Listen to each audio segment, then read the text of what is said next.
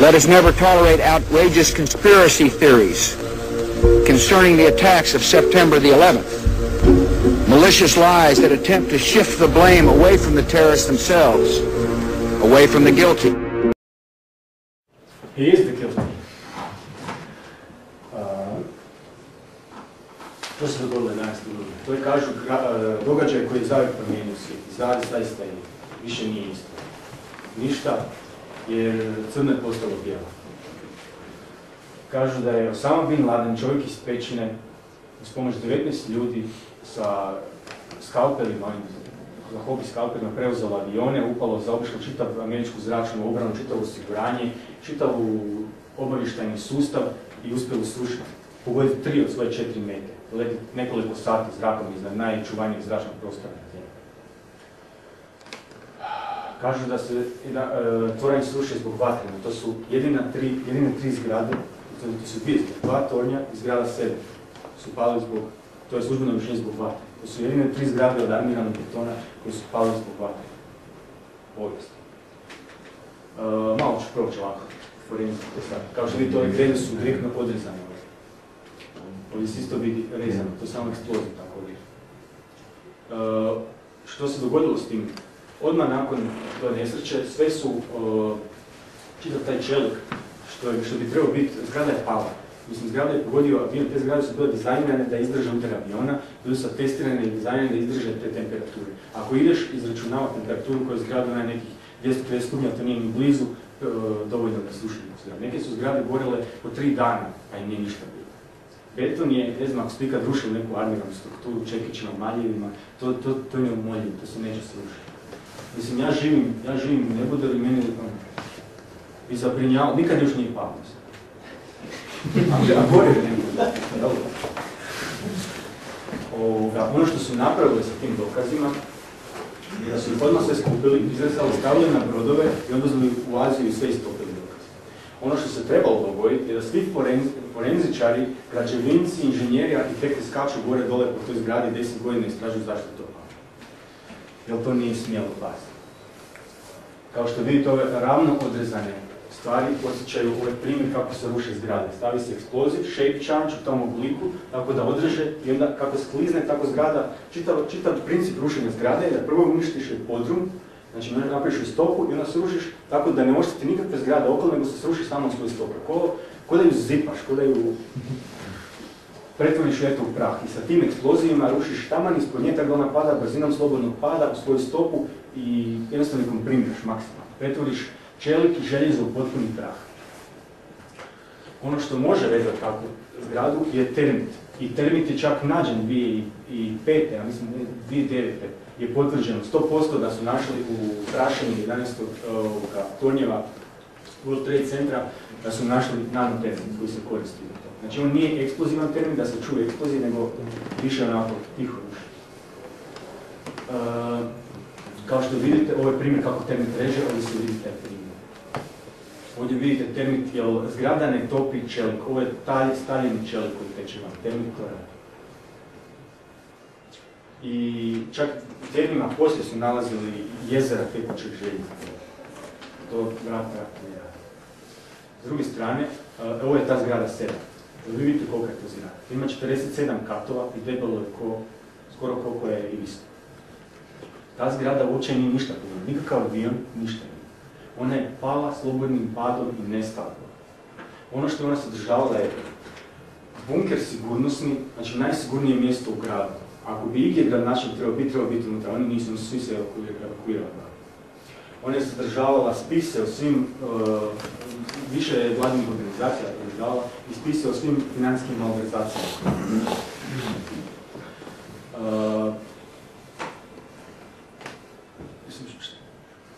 Što reći?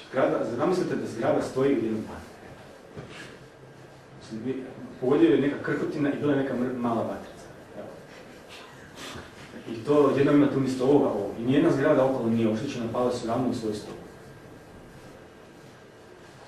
Imate milijone tih dokumentaraca na YouTube-u, stvarno savršenih, imate čitave pokrete, nevjerojatno koliko su biti. I ovaj toren, prije što je uopće pao, pretvorio se u pravu zgradu. To se ne može. Kako možeš čitavu jednu zgradu, to su milijone tone čelika, željeza, armijenog betona, pretvoriti u potpuni prah. Dole kad su ljudi rekli su da nisu našli komad telefona ili kompjutera većeg dopuna, sve smrljeno, sve pretvoreno u prah, pulverizirano.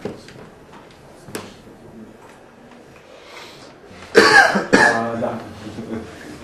Giuliani, koji je bio vlasnik zgrade, samo 2 mjeseca prije rušenja, prije pada i napada na Unija osigurao zgrade na teroristički napad. Jackpot. I onda je još rekao kao, nije bio jedan napad, 2, bio nas utle, dobili dvostruku. Samo vezano za ovaj komadić što ste rekao da nisu našli ništa reći o tome, osim putovnica terorista. Da, osim koja je savršeno bi staje pakao, pala van i pala na ulicu dole, tako su pale na više mjesta. Da, ispala iz džepa, iz zapaljenog aviona, iz zapaljenog sreće.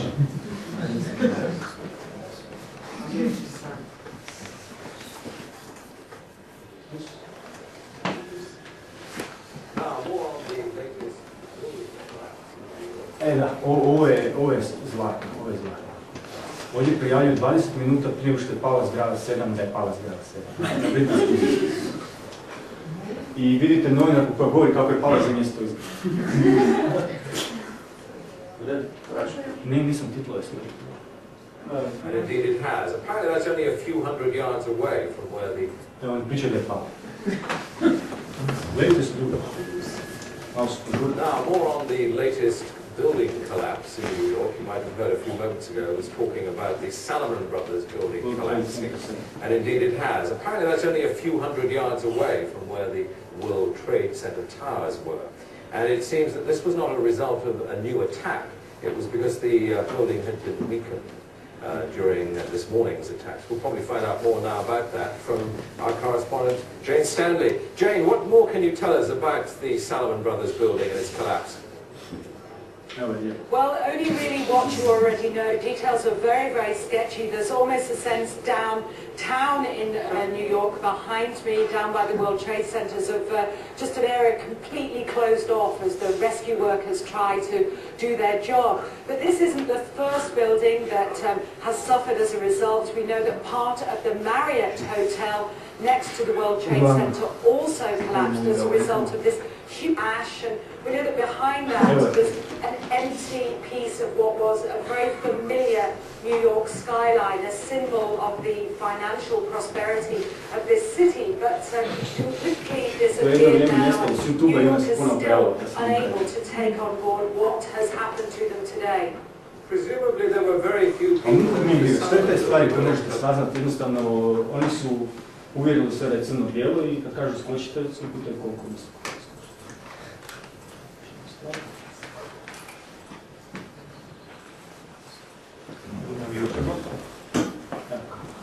Isto napad na Pentagon. Bilo je jako puno teorije, jako puno proturječja, neću sad ulaziti u to. Uglavnom, neki misle da je lupila raketa, neki da uopće nije avion. A što god da se dogodilo, nikad nećemo saznati. Prvo što su napravili, da je to lupilo, su otišli i sve okolo s kamere sigurnosno zapljenili, prije nego što ikad FBI išao okolo sebe. Tako da, realisano je samo to spušteno u javnost, samo 2 frejma jednog filmičeva koji se ne bijamo baš nešto. Da, to je kao radi sigurno. Da. Zašto bi oni sami išli onda Pentagona? Mislim, ako se zna ovoga sve, zašto bi... I ne, i danas nije. Baš je lupilo u krilo koje se renoviralo, to je istina. U taj dio koji se renovirao. I nije bilo nikako. Mislim, bilo je naivac. Loši informirani. Tako i u World Trade Center. I nimalo ne pomaže teoriji to da je pola tih odničara još živo. Ili su odničara samoubojica. I ovo da je Osama 2004. se pomladio 2007. i promijenio nos i razne stvari. Cija je inače prije znala da je uvijek lažirala snimke i danas žena koja je tvrdila, indijska premijerka, ne, pakistanska premijerka koja je tvrdila da je Osama još živ, danas to ne može tvrditi jer je bombaš. Prvo je upucao da je bomba. Lud, da. Razne su organizacije tvrdile da je još Osama umro 2001. prije 11. rujna, da je imao slabo zdravlje i oni su imali neke veze. Oni su zapravo njega još naoružavali kad su se borili u Afganistanu protiv Sovjeta. nego se tamo. Onda Norad, da je uspio,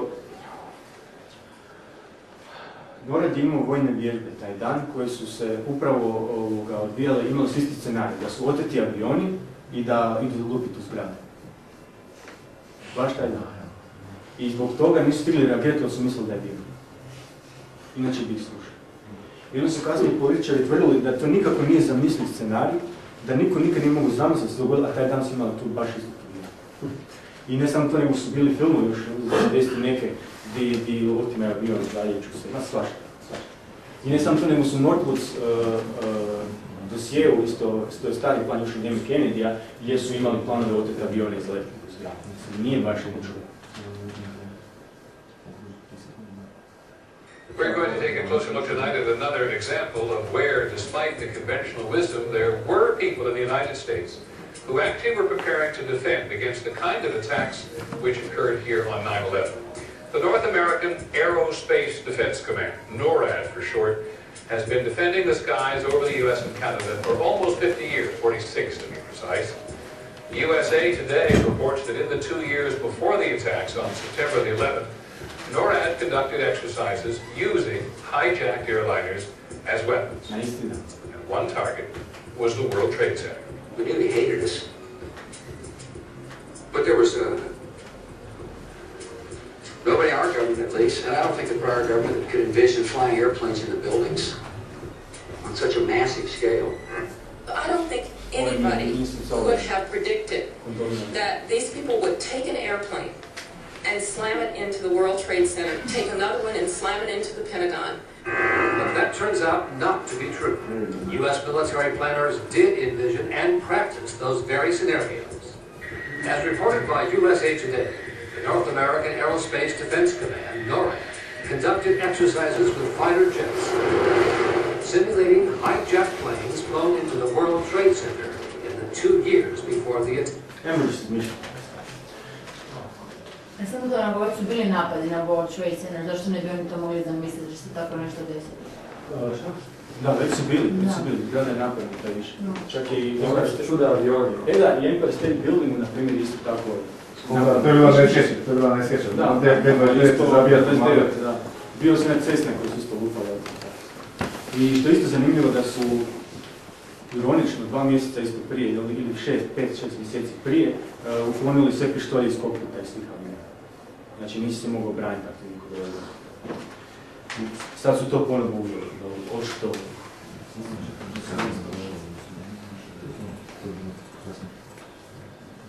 I imate, ko misle da je to zavjet? Imate učenjake za istinu, znači scholars, znači obrazovani arhitekti, inženjeri za istinu, znači to sve pokriti na netu, možete doći na druga stranica i gledati njihov research. Razbili su to, ušli su u to, čitave knjižetine su napisali. Vatrogasci za istinu danas morali piloti za istinu danas. Znači svi stručnjaci od onih kako su leteli avioni, vatrogasci koji su gasili vatru, arhitekti, inženjeri koji grade te zgrade, učenjaci i veterani isto koji idu u te ratove poslije njih. Ovo su riječi Hitlera, ali su identične kao i ovo je rekao Hitler kad je zapalio Reichstag. Sada svjedočite početku nove velike epohe u njemačkoj povijesti. Ova vatra je samo početak. Ili ste s nama, ili ste sa teroristima. To je upravo riječ koji Hitler teroristi. Tako i ovdje. Napravljeni novi neprijatelji. Teroristi su zapravo nevidljivi neprijatelji. Ne možete ih nikad poraziti. Teroristi zapravo u svijetu odakle nas već ne postoje. U tom kapacitetu ko što ih opisuju. Ta vojska ne postoji, to je izmišljeni neprijatelj koji nikad ne možeš naći. I dakle imaš savršeni rat, imaš vječni rat.